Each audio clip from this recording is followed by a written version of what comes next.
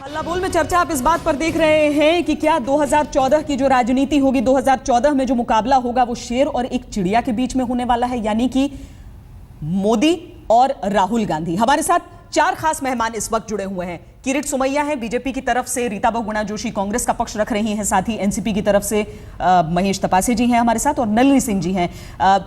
रीता जी, राहुल गांधी के आपके स्पष्ट नेता नहीं है, क्या आपको भी चिंता है कि वो मोदी के सामने छोटे पड़ जाएंगे? क्यों इतना मंथन चल रहा है कि उन्हें पीएम पद के उम्मीदवार के तौर पर अभी तक घोषित ही नहीं किया गया है?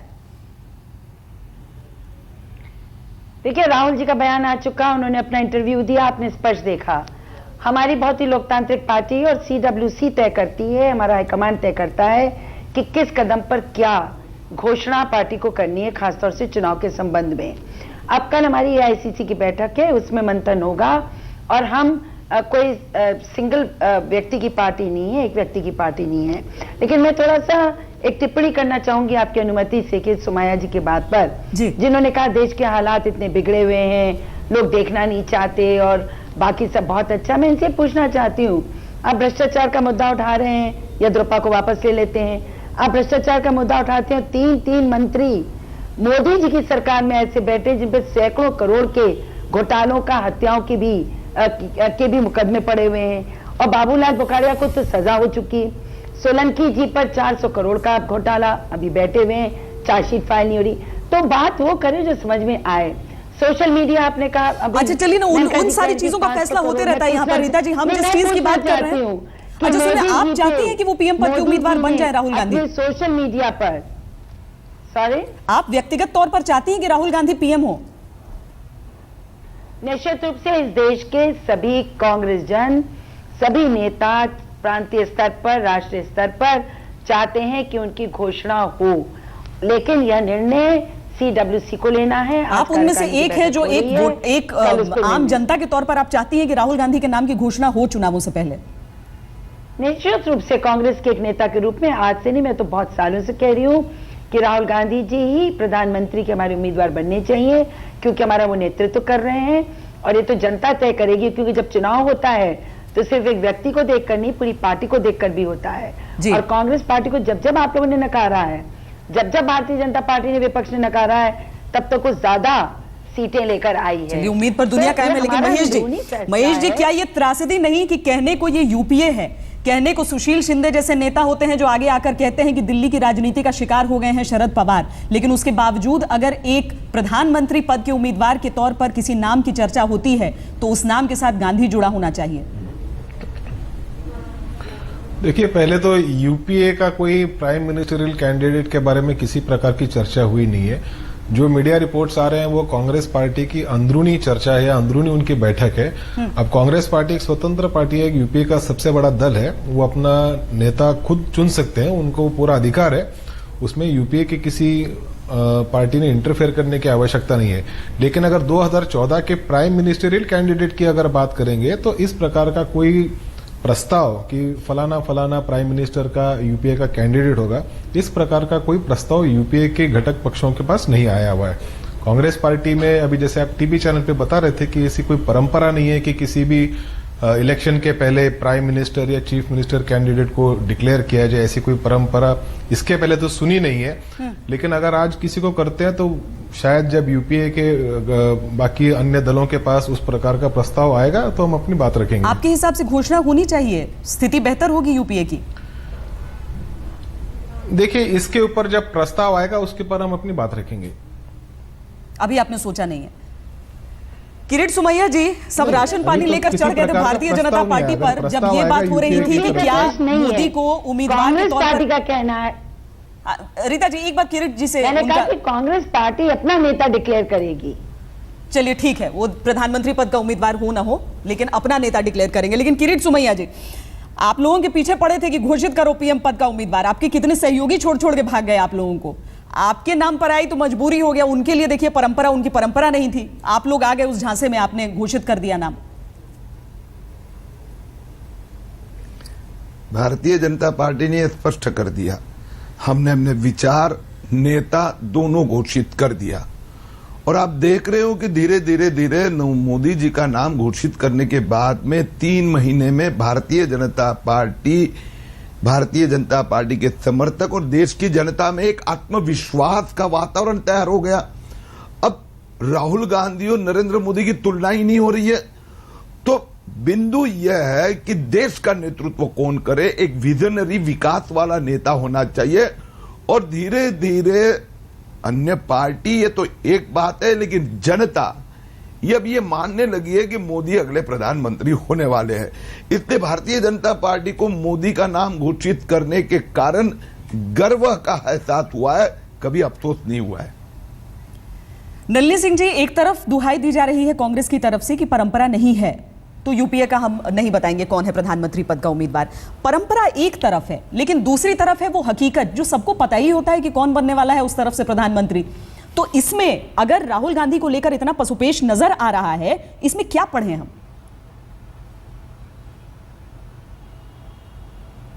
देखिए, ऐसा तो नहीं है कि परंपरा नहीं है। 2009 में उनको घोषित सोनिया गांधी ने कहा था कि डॉक्टर मनमोहन सिंह ही प्रधानमंत्री पद के उम्मीदवार हैं कांग्रेस के। तो इस तरह तो हो चुका है, और वो जो पिछला लोकसभा चुनाव है उसी में हुआ है, कोई बहुत दूर जाने की बात भी नहीं है। कई दफे इनके मुख्यमंत्री भी घोषित हो चुके हैं पहले से, मुख्यमंत्री उम्मीदवार। तो ये नहीं है। मुझे ये लगता है कि देखिए, हम बात कर रहे हैं, आप बात कर रही हैं मोदी बनाम राहुल गांधी की, उसमें अभी एक और पार्टी भी आ गई है। लेकिन अगर आप बात करें इन दोनों की, तो जरा सा हम प्रेसिडेंशियल फॉर्म में जा रहे हैं। लेकिन झांकना चाहिए, एक जिम्मेवारी से हमें झांकना चाहिए कि हमारी पार्टियों का क्या हश्र है। मैं सिर्फ कांग्रेस पार्टी की आपने बात उठा रखी है आज के प्रोग्राम में, तो मैं उसी की बात उठाऊं। ये किस किस्म की पार्टी हो गई है, कितनी खोखली। बेशक बहुगुणा जी कुछ भी कहें अभी, लेकिन कितनी खोखली कि एक आप प्रस्ताव पास कर देते, आपकी कोर कमेटी पास कर देती है, और कुछ दिन बाद जा करके राहुल गांधी उसको कहते हैं कि मैं इसको फाड़ता हूं, दिस इज नॉनसेंस, और वो सब चीज बदल जाती है। फिर राहुल गांधी कहते हैं कि आदर्श वाले में इनका पुनः विचार होना चाहिए, तो पुनः विचार होने लगता है। बेशक उसमें बचाव, फिर बीच बचाव की भी हो गई। अब ये है कि अब ये देख रही है दुनिया कि वीरभद्र सिंह जी के साथ क्या करेंगे, लालू यादव जी के साथ जाएंगे कि नहीं, जहां पर येदुरप्पा के साथ वो चले गए भाजपा। तो मैं आपसे कह रही हूं कि हमारी पार्टियों का क्या हाल है, हमारी कांग्रेस पार्टी का क्या हाल है। ये देश की सबसे पुरानी 125 साल पुरानी पार्टी है। इसका कहा जाता है कि 15% वोट इसका पसरा पड़ा है पूरे देश में, हमेशा ये होता है। लेकिन इसका हाल क्या है कि अगर वहां पर उसके वाइस प्रेसिडेंट जाते हैं और वो कह देते हैं दिस इज नॉनसेंस, तो फिर इसमें आवाज भी नहीं उठती है। कोर कमेटी ने अगर कहा तो नेताओं ने ये विचार किया, तो हम क्या कह रहे हैं। और बाकी मैं आपको एक बात, वो मेनका गांधी आपने कहा था, मैं एक बात कहना चाहती हूँ, मेनका गांधी भी बचा गई। देखिए, इस वक्त सबसे घातक होता अगर मेनका गांधी रॉबर्ट वाड्रा का कथित रूप से भ्रष्टाचार का मामला उठा देती, वो भी बचा गई। तो कहीं ना कहीं मुझे लगता है कि वो संस्कृति कहिए, या हो सकता है कि उस वक्त उनको याद ना रहा हो, याद तो होगा लेकिन बचा गई। तो कांग्रेस पार्टी का हाल मैं आपसे कह रही हूँ। आंखों के पानी की बात करें या फिर रिश्तों को हर जगह जिस तरीके से जो बखिया उधेड़ी है उन्होंने, उसकी बात करें, नजरिए का फर्क है कि किस तरीके से देखा जाए। रीता जी, परंपरा अगर ये नहीं रही है कि घोषित हो पीएम पद का उम्मीदवार, तो परंपरा ये भी नहीं रही है कि चुनावों से पहले प्रधानमंत्री आकर कह दे कि अब मैं अगली बार प्रधानमंत्री नहीं हूं, क्योंकि अब हम एक ऐसा स्थान देख रहे हैं जो रिक्त है। और वैसे में लोग जानना चाहेंगे, पार्टी की पॉलिसी जानते हैं लेकिन पार्टी का चेहरा भी जानना चाहते हैं लोग। देखिए, एक नहीं बहुत बार पूरे विश्व के जनतंत्रों में ये हुआ है कि जो नेताओं ने अपना रिटायरमेंट खुद घोषित किया है, तो कोई नई बात नहीं हो रही है जो आप जिस पे टिप्पणी हो। जहां तक प्रश्न है चेहरे की बात, 2004 का चुनाव हम जीते, उस समय सब जनता ये आशा करती थी कि सोनिया गांधी जी ही प्रधानमंत्री के उम्मीदवार होंगे। उन्होंने मना किया, डॉक्टर मनमोहन सिंह बने। देखिए, दो प्रश्न हैं। एक तरफ हमारा लोकतंत्र ये कहता है कि जब चुनाव हो जाएंगे तो जो निर्वाचित सदस्य होंगे वो अपना नेता चुनेंगे, और ये हमारा एक जनतांत्रिक व्यवस्था है जिसको कांग्रेस ने निरंतर फॉलो किया। 2009 में क्योंकि उस समय मनमोहन सिंह जी प्राइम मिनिस्टर थे और बहुत उनका उस समय वो दूसरे टर्म में जाने की स्थिति में थे, तो एक इशारा किया गया था कि हाँ, यही कंटिन्यू करेंगे, हमारे पास एक बहुत अच्छे प्रधानमंत्री हैं। अब जब वो नहीं है, तब ये विचार हमारी CWC कर रही है कि हम अपनी पार्टी का नेता कब घोषित करें कि अगर हमारी पार्टी सरकार बनाती है तो हमारा नेता कौन होगा। प्रश्न है प्रधानमंत्री का नहीं है, पार्टी के अंदर नेतृत्व का है। तो अब कल हम लोग ये देखेंगे और घोषित करेंगे कि लोकतांत्रिक परंपराओं को देखते हुए कांग्रेस के अंतर्गत क्या मत बनता है। और जहां तक ये बात हुई कि राहुल जी पे अभी नलिनी जी कह रही थी, मैं उनकी बात की सम्मान करती हूँ, लेकिन वो ये बात जरूर ध्यान में रखें कि राहुल जी के बोलने से पहले कई सांसदों ने भी अपनी आवाज उस बिल के खिलाफ उठाई थी। चलिए हम यहीं से इस चर्चा को आगे बढ़ाएंगे। रीता जी, लोग आवाज उठा रहे थे। महेश तपासे जी, हाल ही में जब राहुल का नाम उठा था तो शरद पवार जी ने पीढ़ी का सवाल उठाया था। राहुल के नाम का ऐलान, आपने कहा कि अभी तक ये नहीं कहा गया है, यूपीए के सहयोगियों को कोई चिट्ठी, कोई पत्र, कोई किसी तरीके से बताया नहीं गया है कि क्या कोई नाम का ऐलान होगा। अगर राहुल के नाम का ऐलान होगा तो आप लोगों को मंजूर होगा? देखिए, मैंने जिससे पहले भी कहा कि राहुल गांधी जी का ऑफिशियल उनकी अनाउंसमेंट किसी भी यूपीए के दलों को नहीं बताई गई है। और पवार जी की जहां बात है तो पवार जी ने स्पष्ट रूप से कहा है कि अगला लोकसभा का चुनाव जो 2014 का है वो लोकसभा का चुनाव नहीं लड़ेंगे। चलिए, बढ़िया है।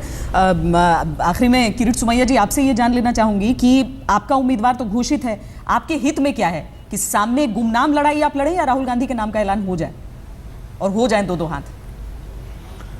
मुझे लगता है कि इससे हमें कोई ज्यादा फर्क नहीं पड़ने वाला है, क्योंकि राहुल का नाम रहे या और कोई भी रहे, स्थिति वही रहने वाली है। आप शब्द के पीछे छोड़ दो, शेर और चिड़िया जैसी ही स्थिति रहने वाली है। एक यहाँ पर और एक यहाँ पर है, क्योंकि लड़ाई नहीं होती है भाई। देश का नेतृत्व कौन करेगा? जो देश के सामने समस्या है उसके लिए विजन किसके पास है, किसके पास अनुभव है, किसने करके दिखाया है, किस पार्टी के कार्यकर्ताओं में जोश है, और आम जो जनता है वो किसके ऊपर विश्वास रख सकती है। इसलिए राहुल गांधी का नाम रहे तो भी हमें कोई फर्क नहीं पड़ता है, और बेनाम गुमनाम पार्टी वास्तव में सुमसाम ऐसी कांग्रेस की आज स्थिति है। मुझे बताइए कि कौन से इश्यू पे राहुल गांधी हो या कोई भी कांग्रेस का नेता नहीं, अब बोलना शुरू तो कर चुके हैं, साथ में बोला है। किरीट सुमैया जी अब बोलना शुरू कर चुके हैं। हाँ, आदर्श के रीता जी जवाब देना चाहती है, वक्त खत्म हो रहा है कार्यक्रम में। रीता जी बहुत संक्षेप में जवाब चाहूंगी। मैं बस एक सेकंड लूंगी। 7 साल एनडीए की सरकार रही और कुछ नहीं कर पाई, एक भी जनता के हक में काम नहीं कर पाई। कांग्रेस पार्टी ने पिछले 9 सालों में यूपीए का लीडरशिप लेते हुए जनता के हक में खाद्य सुरक्षा से लेकर और भ्रष्टाचार को समाप्त करने के लिए आरटीआई से लेकर और लोकपाल तक बनाया। चलिए देखते हैं इस दवाई का कितना असर होगा पार्टी पर। करने दीजिए, बताना शुरू कर चुके हैं राहुल गांधी। खैर, शेर कहिए, चिड़िया कहिए, बब्बर शेर कहिए और शेर कहिए, तुलना किस तरह की भी कीजिए, ये सारी जो तुलना है वो सिर्फ एक मतदाता की एक क्लिक पर ही आकर रुकेगी। अभी चाहे किसी भी तरह की राजनीति हो जाए। बहुत शुक्रिया इस पूरी चर्चा के लिए। हम उम्मीद करते हैं कि कांग्रेस की उस बैठक के बाद कुछ पुख्ता निकल कर आएगा। हम आगे और चर्चा करेंगे, लेकिन आज के कार्यक्रम में इतना ही। आप चारों का बहुत शुक्रिया इस पूरी बातचीत में जुड़ने के लिए।